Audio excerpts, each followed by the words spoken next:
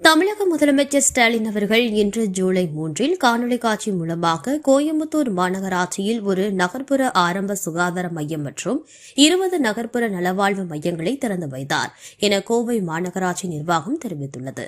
மாநகராட்சி வடக்கு மண்டலத்தில் உள்ள வார்டு எண் 19 மணியக்காரன் பாளையத்தில் ரூபாய் 157 லட்சம் செலவில் கட்டப்பட்டுள்ள நகர்ப்புற ஆரம்ப சுகாதார மையம் 24 மணி நேரமும் செயல்படும் வகையில் அமைக்கப்பட்டுள்ளது.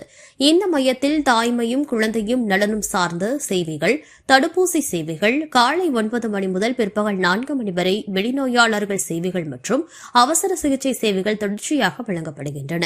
மேலும் நகரில் உள்ள 20 இடங்களில் தலா 25 லட்சம் செலவில் கட்டப்பட்ட நகர்ப்புற நலவாழ்வு மையங்கள் திறக்கப்பட்டன.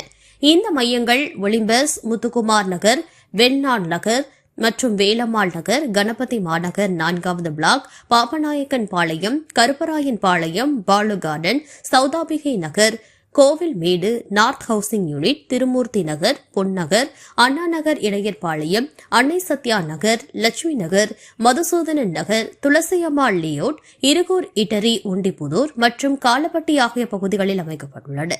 இம்மையங்களில் காலை 8 மணி முதல் 12 மணி வரை மற்றும் மாலை 4 மணி முதல் 8 மணி வரை மக்கள் பயன்பெறும் வகையில் வெளிநோயாளர் பரிசோதனை, தடுப்பூசி சேவைகள், புற்றுநோய் பரிசோதனை மற்றும் அவசர சேவைகள் உள்ளிட்ட சேவைகள் யுனிவர்சல் ஹெல்த் கவரேஜ் திட்டத்தின் கீழ் வழங்கப்படுகின்றன.